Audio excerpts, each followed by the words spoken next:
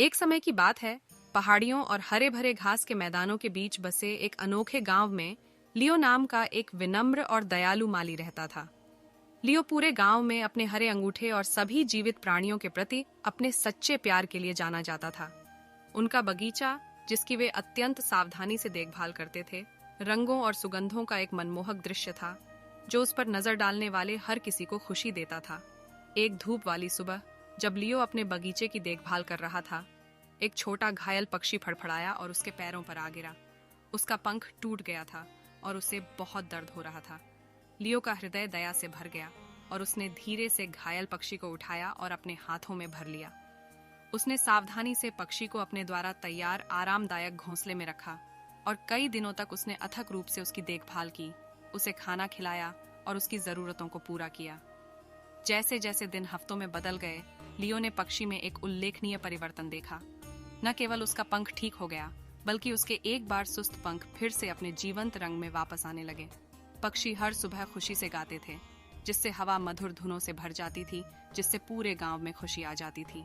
लियो के दयालु कृत्य की खबर दूर दूर तक फैल गई और लोग न केवल उसकी सुंदरता पर आश्चर्य करने के लिए, बल्कि एक बार घायल हुए पक्षी के साथ उसके द्वारा बनाए गए अविश्वसनीय बंधन को देखने के लिए उसके बगीचे में जाने लगे। एक दिन जिज्ञासु बच्चों का एक समूह लियो के पास आया और पूछा, आप पक्षी की इतनी देखभाल क्यों करते हैं? यह सिर्फ एक छोटा सा प्राणी है। लियो गर्मजोशी से मुस्कुराया और उनके साथ अपनी कहानी साझा की। उन्होंने सभी जीवित प्राणियों के अंतर संबंध के बारे में बात की और दयालुता का हर कार्य, चाहे वह कितना भी छोटा क्यों ना हो, दुनिया में सकारात्मकता की लहर पैदा कर सकता है। लियो के शब्दों और कार्यों से प्रेरित होकर बच्चों ने पूरे गांव में दयालुता फैलाने का फैसला किया। उन्होंने अपने पड़ोसियों की मदद की, आवारा जानवरों की देखभाल की और यहाँ तक कि एक सामुदायिक उद्यान भी शुरू किया, जहाँ उन्होंने जरूरतमंद लोगों के साथ साझा करने के लिए सब्जियां उगाईं। लियो द्वारा शुरू किए गए दयालुता के सरल कार्य के कारण गांव एक सामंजस्यपूर्ण और देखभाल करने वाले समुदाय में बदल गया। जैसे जैसे साल बीतते गए, लियो का बगीचा फलता फूलता रहा और एक दयालु माली के रूप में उसकी प्रतिष्ठा बढ़ती गई। लेकिन जिस बात ने वास्तव में उसके दिल को गर्म कर दिया, वह यह देखकर था कि दयालुता के उसके छोटे से कार्य ने सद्भावना और सकारात्मकता की एक श्रृंखला प्रतिक्रिया को कैसे जन्म दिया।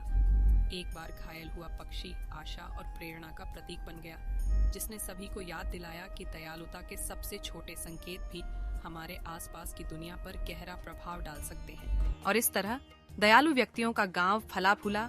लियो और छोटी चिड़िया से मिले सबक से एक साथ बंधा कि दयालुता की शक्ति की कोई सीमा नहीं है और हम में से प्रत्येक के पास दुनिया को और अधिक सुंदर और दयालु बनाने की क्षमता है। जगह कहानी का सार, लियो और घायल पक्षी की कहानी हमें सिखाती है कि दयालुता का एक भी कार्य, चाहे कितना भी छोटा क्यों ना हो, दुनिया में सकारात्मक परिवर्तन का प्रभाव पैदा कर सकता है। यह हमें सभी जीवित प्राणियों के अंतर संबंध और करुणा, सहानुभूति और एक दूसरे की देखभाल के महत्व की याद दिलाता है। सिंह की तरह हमारे पास अपने कार्यों के माध्यम से बदलाव लाने और दूसरों को भी ऐसा करने के लिए प्रेरित करने की शक्ति है।